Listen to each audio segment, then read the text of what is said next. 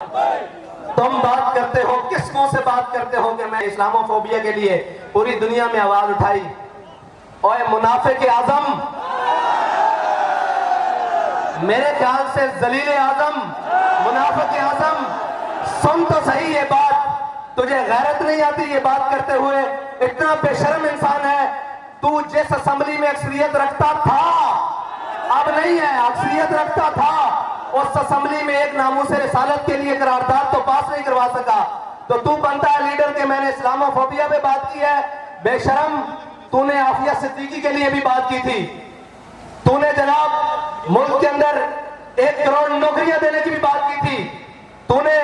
ان چوروں لٹیروں کے احتساب کی بھی بات کی تھی، تو نے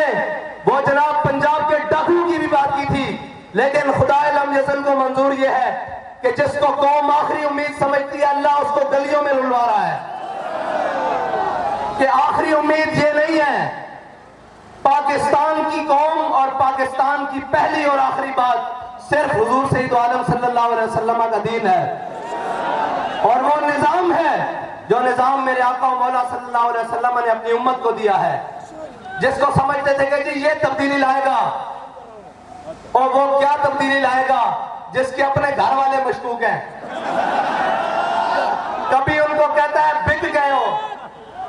اور ہمارے ہاں یہ لفظ نکل جائے نا کہ اس نے کوئی ہلکی بات کی ہے، ہم کہتے ہیں اس کو پیچھے کر دو، دلیر بندہ آگے لے آؤ۔ تم کہتے ہو پہلے 25 کروڑ لے کے بک گئے ہیں، پھر کہتے ہو واپس آ جاؤ، کچھ نہیں کہوں گا۔ میں نے کہا نہ یہ واپس آئیں گے، نہ وہ 25 کروڑ واپس کریں گے، نہ یہ تمہارے ساتھ چلیں گے، اب تمہیں جانا ہوگا،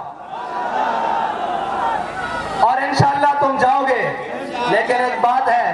کہ میدان تم جاؤ گے ضرور، لیکن میدان ان چوروں کے لیے خالی نہیں ہوگا جنہوں نے فرینڈلی اپوزیشن کی، ناموس رسالت کے مسئلے پر قوم کا خون،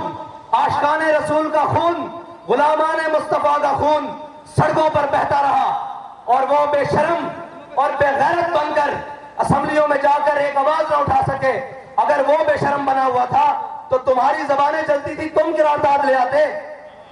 وہ مذہبی لیڈر، وہ سیاسی پنڈت جنہیں آج یاد آ رہا ہے کہ قومی حکومت بناؤ، میں نے کہا تمہیں قومی حکومت نہیں، تمہیں قومی چھتر دیں گے۔